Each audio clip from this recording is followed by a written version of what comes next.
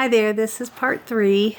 I wanted to share information about my specific journey through cancer. I had thought about sharing detailed information in regard to my mother and her experience, but I just wanted to share that when we caught hers, it was at the end stages, and she didn't want to share with everyone that she had cancer. So no one knew that she had it. And she was ready. She was ready. Her friends, her dear friends had all passed away.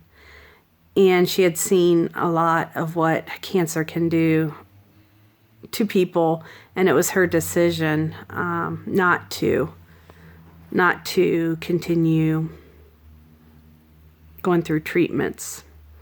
So that was the experience we had with her. It was a rather quick experience because when we found out, she was already towards the end stages. We found out in September, and she passed away in November. She left with us. Even in the final end stages, she definitely had a sense of humor. And even when she was being driven to hospice, she talked the ambulance driver to take her through the drive-thru and get a milkshake. So her attitude in some ways was really good, but my friend described her as a whippersnapper, and that she definitely was. But we were able to honor her wishes towards the end, and I think that's the most important thing. As far as my experience goes, I found in March of this year, which is March 2016, I found a lump and went and had it an mammogram and an ultrasound because they knew that I had shared with them I did find a lump. So they went ahead and did an ultrasound, and the radiologist came in and did a closer ultrasound and had expressed to me they were very concerned. So they wanted to do a biopsy. And when I had a biopsy, when I went in there to get that done, that's kind of when I became pretty overwhelmed, because they called me to make sure I was coming, and I thought, and then one of the reception ladies in the front said, well, they never call people. So that made me think, oh gosh, this must be something terrible.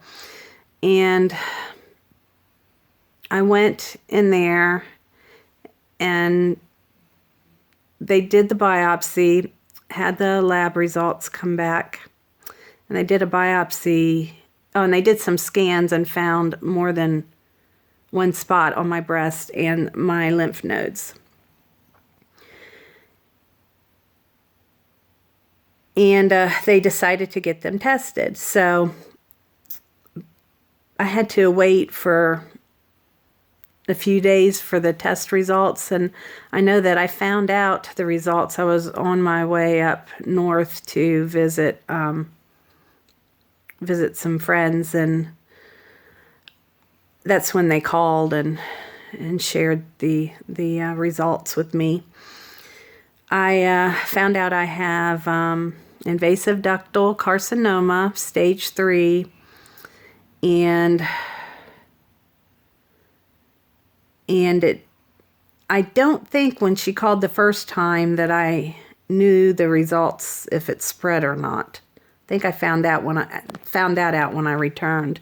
They did further testing and found out that it is just confined in the breast and lymph nodes, but I still was considered stage 3 based on their findings. So they came up with a plan of 6 rounds of chemo. I received 4 different chemotherapy drugs, and Neulasta shot was attached to me where it could self-administer medication. And I had 6 rounds of chemo, and then the plan was surgery, a mastectomy or a lumpectomy, depending on how well I responded to chemotherapy. And then to have radiation, 33 treatments. So during the chemo process, I took 5 days off from work. It took about 6 hours to administer the medication. And I'd go home with that Neulasta medication, self-administering medication attached to my stomach. And I would be okay for, 2 days, and then about the third day, it would hit me. I began to experience flu-like symptoms and headache, tiredness, just extreme fatigue. And the medication they gave me helped control a lot of the nauseousness. And I was told by the doctor that if it were 10 years ago, I would have had to have been hospitalized to receive the chemotherapy, because the medicine they didn't have at that time the good medicine to keep you from getting sick to your stomach that they have now. But the symptoms I had were almost like a bad flu.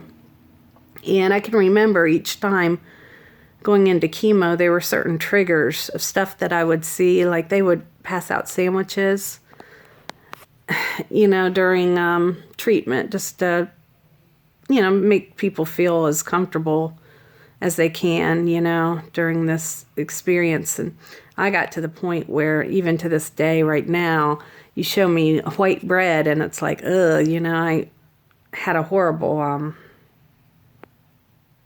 just every time I see a sandwich on white bread, I started getting sick to my stomach. It's almost the anxiety of it. Everyone has different triggers. Mine might be a little weird. I don't know. And then after I went through my 6 treatments, I had to prepare for surgery. And that is a recommendation of 3 weeks off from work, because of course I was working through the whole thing.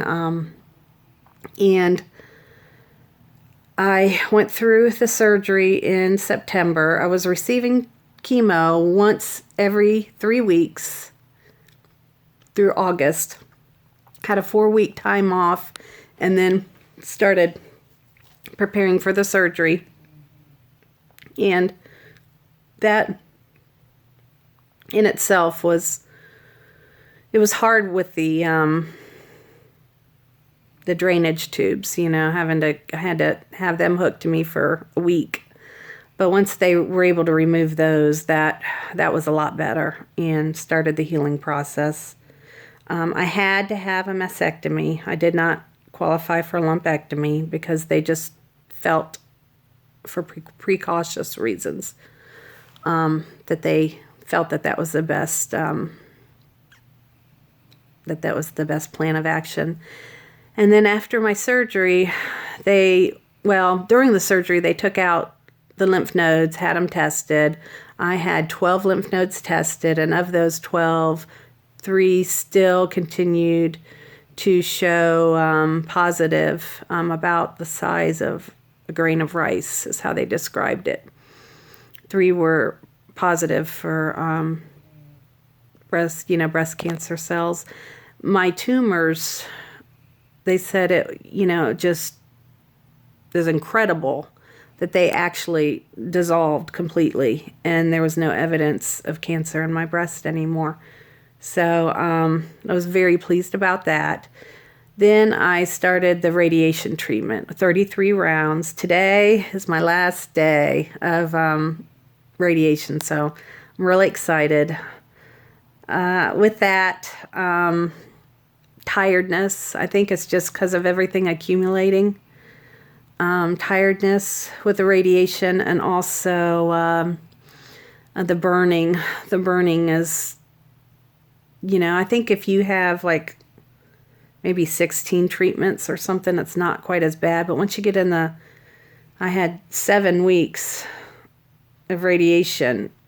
And once you get into the 4th, 5th week, the burning starts really taking a toll on you. And I was told that I will recover from the radiation, the burns from the radiation, in about 2 weeks. I should be fully doing well with that. I will be on a blocker for about 5 years or so. They're telling me 5 years, but I've heard that sometimes it's more than that. So I tested positive for estrogen. So they, overproduction of estrogen. So they were able to put me on a blocker. And I think that's what caused my cancer, is my body was producing too much estrogen. There also can be, you could test positive for HER hormone and positive for progesterone. I didn't test positive for those two, but they said you only need to test positive for one, and it can be good. They said the good thing about me testing negative for HER is that the likelihood of, once they get rid of this cancer, that the likelihood is that it'll be harder, for it to come back. So that's good. Some people who experienced what's called triple negative, that can be tough depending on what type of cancer you have. If you have a cancer that's real resistant, which mine wasn't, but if you had a cancer which is real resistant to chemotherapy and radiation, and you test triple negative, then that means they don't have any backup to keep it from coming back once they do the chemo and radiation. So that's pretty tough for people. I'm sure now that they have a lot of, good things out there, and I'm just thankful that wasn't my experience of having diagnosis of triple negative. And anyway, like I said, right now, today's my final treatment, so I'm going to end on a good note, and I hope my particular experience has been helpful.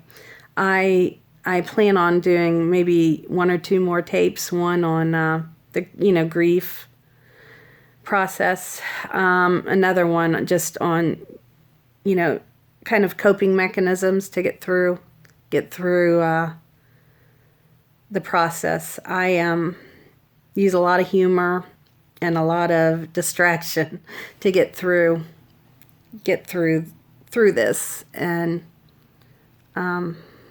it became easy for me to be positive through my experience, because